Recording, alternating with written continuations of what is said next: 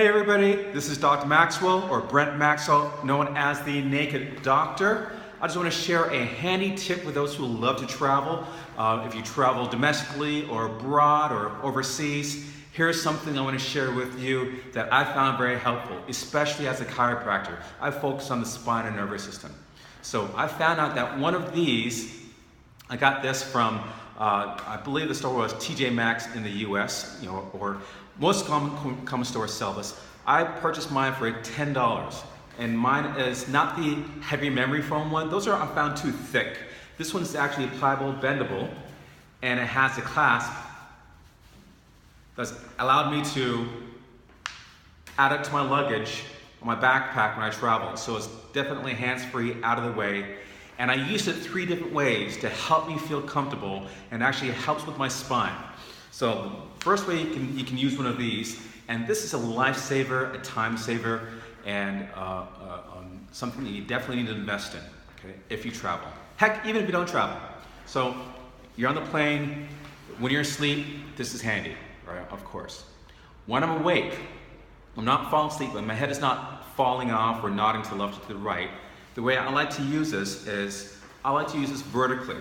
So because it's not a heavy, dense memory foam, I can mold this or distort this into almost like a vertical bolster, okay? And this would fit behind me, kind of like this, when I'm sitting in the airplane chair, right? So this goes between the shoulder blades on my neck, shoulder blades, and down my spine, and that will help force my posture, my chest to come upright. When my chest and shoulders come upright, also now I have more room to bring my neck back, right, instead of leaning forward. So it helps induce one of the natural curves of the neck, and also force you to curve the lower back.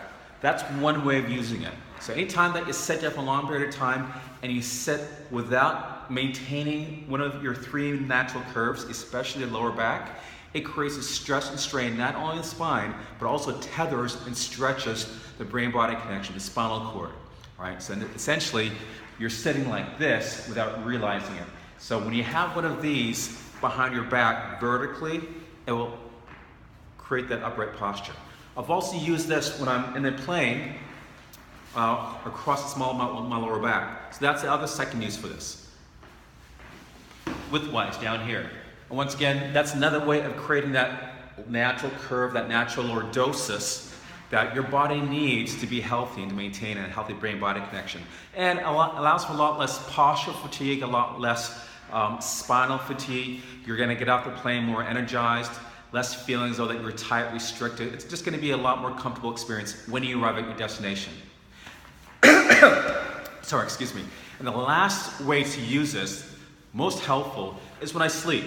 When you travel, you have pillows, you go to hotels, you may not have a good pillow, you may not have good sleeping arrangement, but this is fail-safe for anyone. And the way that I've been using it is, I use this to sleep on my back. So this becomes my pillow, not for side sleeping, but now allows me to sleep on my back with my neck supported, right? And allows me to maintain that natural C curve that everybody's spine needs to keep a healthy brain-body connection, and also to help with maximizing your breathing. So line on the back, this comes behind the neck, and now imagine that you're lying flat and you're pointing towards the ceiling. That's going to allow maximum air passage to pass through. Also helps eliminate some snoring as well too. Okay? So 3 main uses for this, or ways to use this. $10, I think I got mine for like $7. Nonetheless, it was a steal, but one of the best traveling investments I've made, on my trip to Singapore. So if you're traveling a lot, or you're traveling abroad, invest in one of those pillows. Also, I got this sleep mask. Here's another tool that I've used, traveling different time zones, and also a different circadian rhythm, which disrupts your ability to fight jet lag here and get a really quality night's sleep. So with one of these, which makes me look like a superhero or a human fly, get one of these bad boys on, bam. So this is how I sleep. It blocks out all sources of light, including the light from any type of phones or LED emitting devices, or such as a blue light on on an alarm clock or any type of air conditioning unit or anything that might be projecting any type of light frequency, you want to block that out. Because even though that your eyes are closed, your body still has a way of sensing. There's a part of the brain that has a way of sensing when it's daylight and when it's not daylight. So if you're traveling around or if you get exposed to a lot of light unnecessarily, even if it's artificial, that can trick the brain into thinking that it's awake.